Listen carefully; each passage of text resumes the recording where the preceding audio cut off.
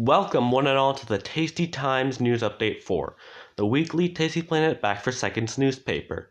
This main story is that the bonus levels have finally been dominated by somebody. For the past 3 editions of the Tasty Times, Nestmaster GD has held most of the longest lasting world records leaderboard, holding almost every single bonus level, which was untouched by pretty much everybody.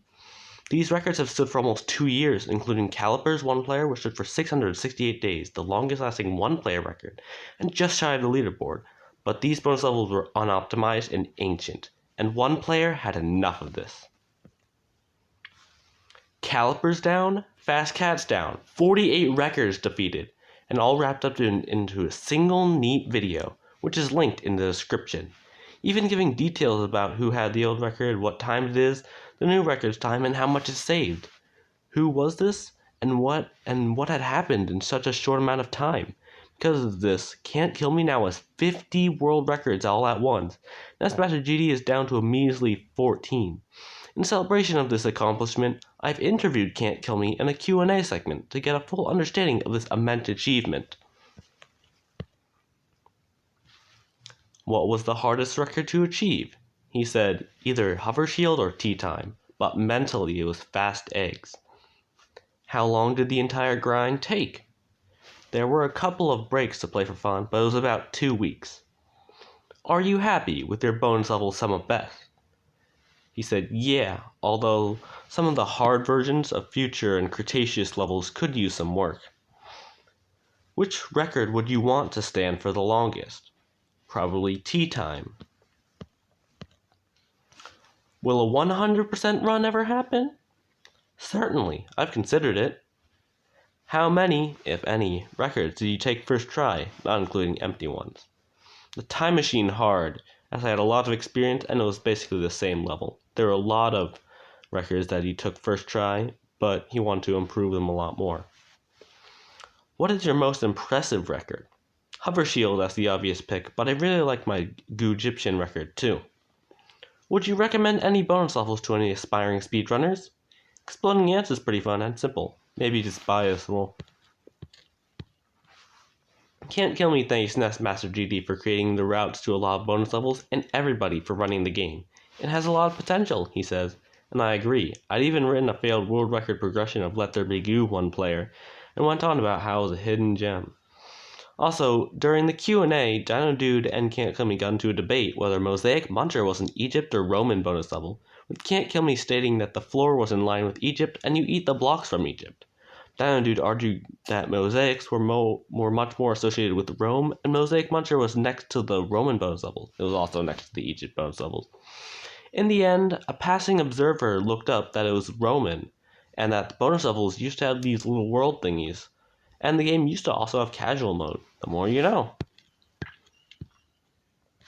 Now that every single bonus level has a verified record on it, and all bonus levels and a SOB and a 100% SOB have been calculated, and the 100% sum of best will be calculated for every IL record in the Tasty Times, and I'll have a graph showing how it fell during the week. Also, there are some levels like Roman Rats, Are You Not Entertained, and Rice Mice that have differences between mobile and PC. Far as I can tell, these are the only levels. So on the world record leaderboard and longest lasting leaderboard, these aisles will be considered different categories. There has also been whispering of adding an all bonus level category to speedrun.com, but nothing has come out of it yet. Now for the new records. Can't Kill Me has started a rivalry between Dino Dude to try and conquer the bonus levels. Dino Dude would take Caliper's one player and Block Pusher's one player on February 14th, and then Candy one player on the 15th. Can't Kill Me would retaliate by retaking Calipers and Block Pushers on the 15th. So far, these adventures have taken the SOB down 4.46 seconds. Laboratory 2 player was crushed by Nestmaster GD and his little brother, pushing the run from a 246 that had lasted 1,021 days down to a 207.36. A historic record, and the last one still standing from 2023, brought down by 38.64 seconds. The two's coordination, planning, routing, and skill had risen dramatically in the 2 years, splitting up a lot of the work better to beat this fossil. However, there's a very clear barrier to break. On February 16th, they got a 202.95, cleaning up almost every level except for the RNG-dependent lab rats and lab cats. But then, on February 17th, they did it. A 155.38, finally breaking the last-minute barrier lab will ever see.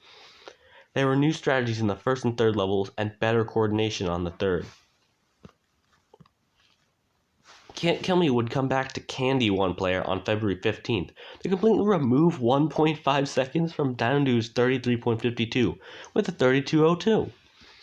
This run just showed much more cleaner movement and better usage of the random scattered candies on the second split. But he would come back to this the next day, slice off 0.44 seconds to the very short level, by never having to backtrack for any missed candy. Van Canterus and Afters would come back to take out 5 of the 6 IWs for 2-player together. They didn't get lab because that was the hardest one. These records aren't really that noteworthy, as it's just the any percent 2-player record that I covered last week. All the way down, one player was battered by 18.26 seconds by Can't Kill Me on February 16th with a 13:49.86. He beat Downdude's 14:08.14 by collecting rocks better in the second and tank split, going to the bottom instead of the top, as well as collecting small trees faster in the fourth and tank split. That was where Can't Kill Me would gain basically all the time, going to the solar system snack part 24 seconds ahead, which would slowly bleed out until winning. But there's just too much to say on a 13:31.95 run. Stealing 17.73 seconds needs too much to be explained in a single page. Just know that all the parts of the route Can't Kill Me used to beat the 13:49.68 were more sophisticated. You only hit what you need and skip what you don't. The more sophisticated the route is, the less you take and the faster you will be. From Ants to Take, one player was beaten by Can't Kill Me on February 16th, going from Dino Dude's 338.34 to a 333.46, chopping 4.88 seconds off. Can't Kill Me used the aforementioned optimizations in all the way down time to make this victory. But then Dino Dude entered on February 17th and whipped out a 327.65. He managed to optimize the route in every single split, achieving a better rat line and only eating necessary trees to slice off 5.81 seconds. Tasty Tank's hard one player was demolished, stealing 12.929 seconds from Can't Kill Me's 110.686, getting a 57.921 on February 16th. This Master GD finally did the regular route for the level, which was super good. Can't Kill Me already stated that the Future and Cretaceous hard levels were not very good, so Nestmaster came for this one. And that's why Can't Kill Me was able to get a 57.46 the same day, shaving 0.461 seconds with a slightly different route. Paper Problem one player was broken on February 16th by Can't Kill Me, taking his 29.94 down to 29.42. Only little time saved by eating the paper better and stacking some middle papers at the top and to spend less time in the middle. You get a small time improvement of 0.52 seconds. Clones one player was crushed by 3.67 seconds by the king of bonus levels, Can't Kill Me. He sorted those naughty clones out by not being tempted for the top left batch, instead saving them for last to be more efficient, bringing his 41.17 down to a 37.5.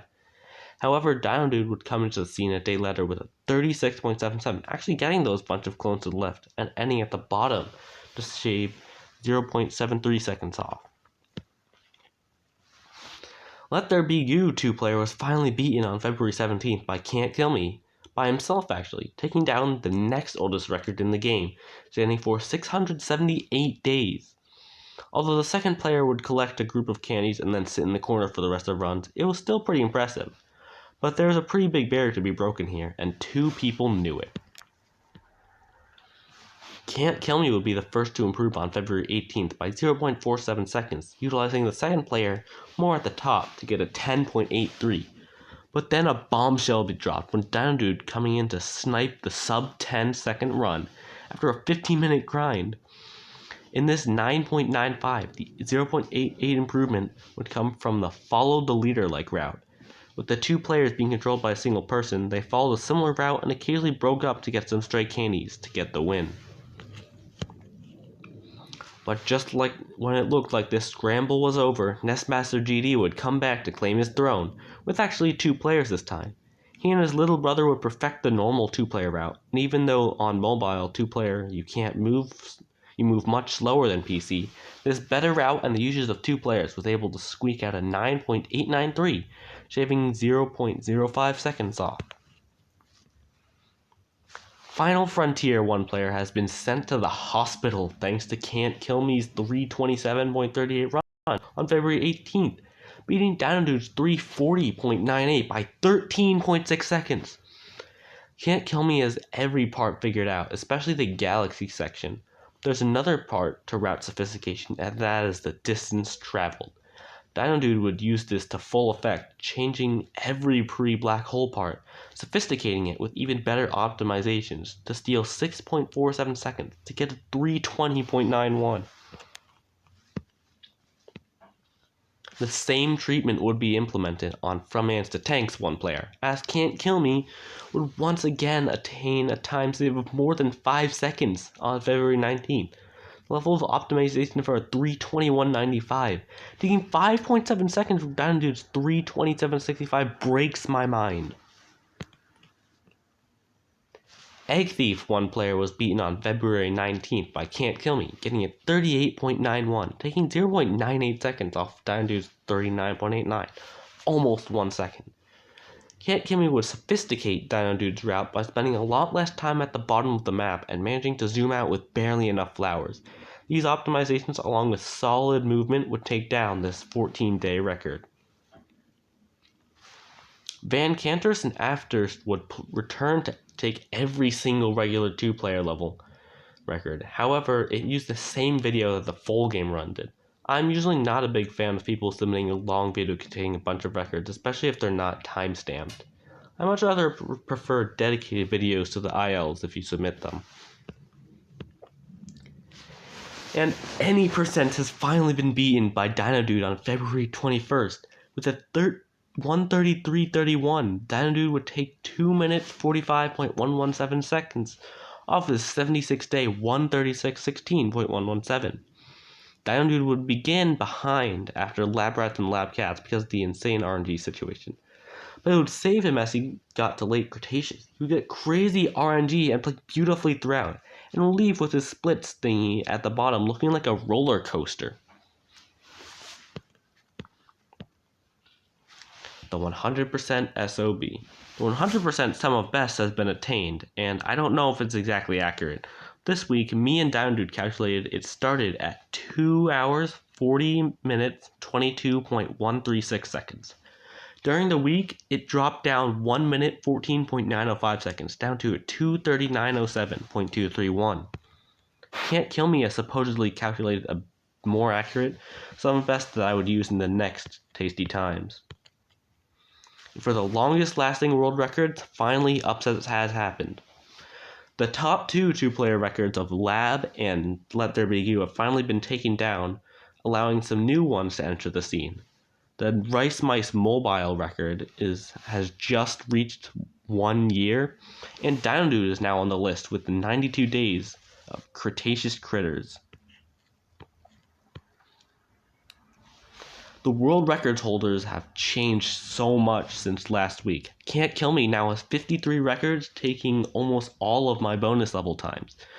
Dinodude has continued to hold on to all his regular level records, and I'm still poking out a bunch of random records. Van Canters and Afters should have a lot more, but I haven't submitted all of them yet. And that's just so much. Jinx is still holding out with 2 records, being one of the IWs and one other record. There are now 87 unclaimed territories. However, with Van Canters and Afters, that is likely to change to around 40. And that is it for the Tasty Times.